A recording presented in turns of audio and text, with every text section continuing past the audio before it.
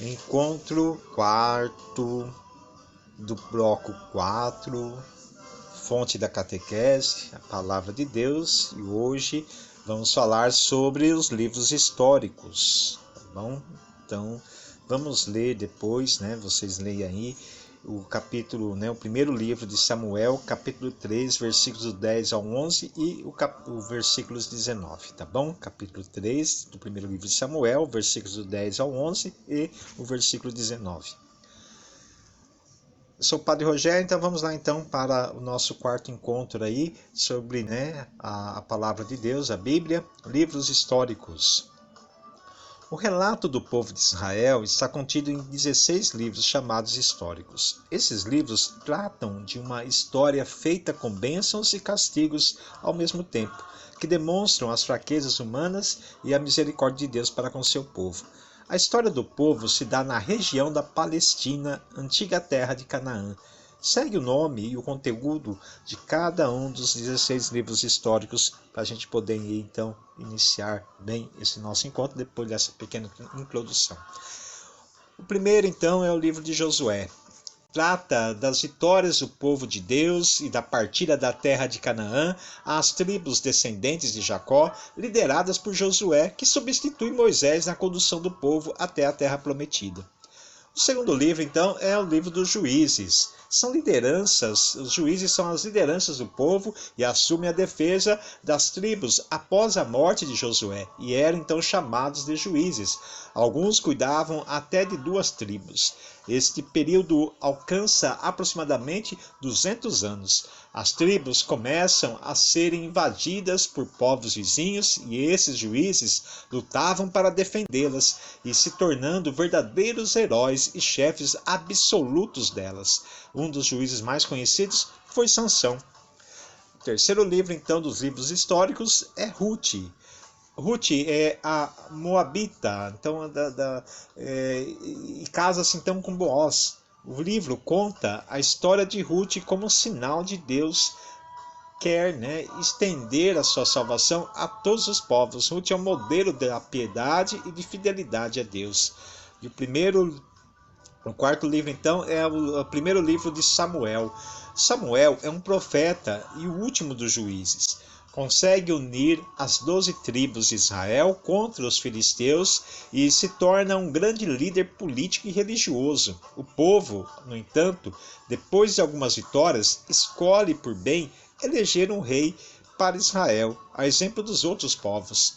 Mas Samuel reluta. No entanto, acaba por ungir a Saul, o primeiro rei de Israel, escolhido então pelo povo. No segundo livro de Samuel, que é o quinto livro então dos livros históricos, por princípio, Samuel era só um volume único.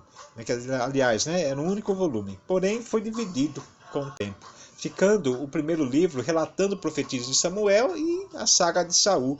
E o segundo livro, então, que é esse segundo livro de Samuel, narra a história de Davi como rei de Israel. Após a sagração de Davi como rei, Samuel então sai de cena. O sexto livro do conjunto então dos livros históricos é o primeiro livro dos reis. Nesse livro narra a história do povo de Israel a partir da morte de Davi, a destruição de Jerusalém e a deportação do povo para a Babilônia sob o domínio de Nabucodonosor.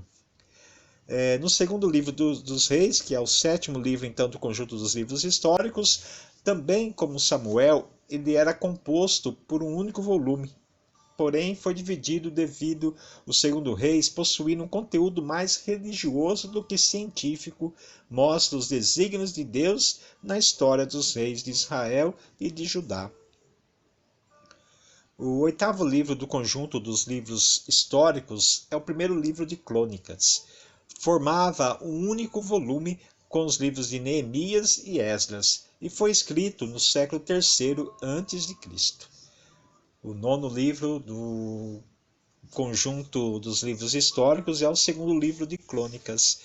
Junto com o primeiro, expressam que o culto e a fidelidade e a aliança estão acima da política e das outras atividades humanas. No livro, né, de Esdras, que é então o 10º livro do conjunto dos livros históricos, foi escrito ali pelo ano de 538 a.C., tendo como rei da Pérsia Ciro, que vence então a Babilônia e autoriza os judeus a retornarem a Jerusalém, livres. O livro é uma continuidade de primeiro e segundo livro de Crônicas e relata a restauração da religiosidade em Israel.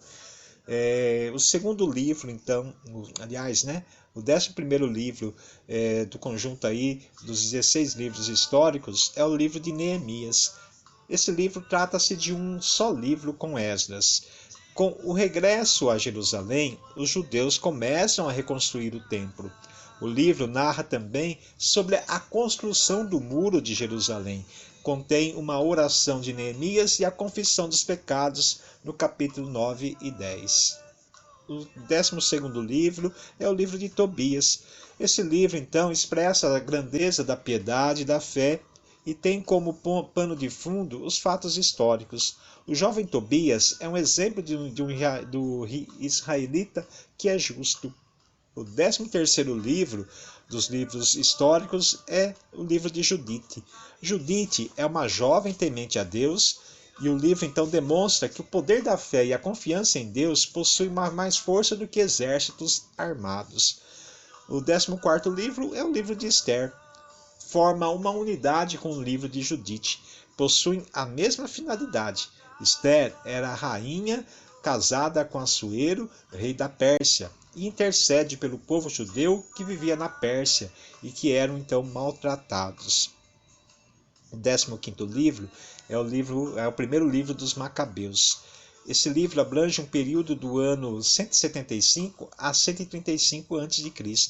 Conta as lutas dos irmãos Macabeus, filhos do sacerdote Matatias, que viveu ali entre 166 a 161 antes de Cristo.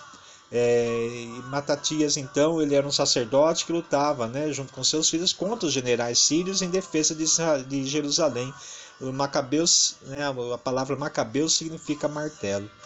E o 16º livro, então, o último, né, livro, né, do conjunto dos livros históricos, é o segundo livro dos Macabeus, que foi escrito ali no ano 100 a.C.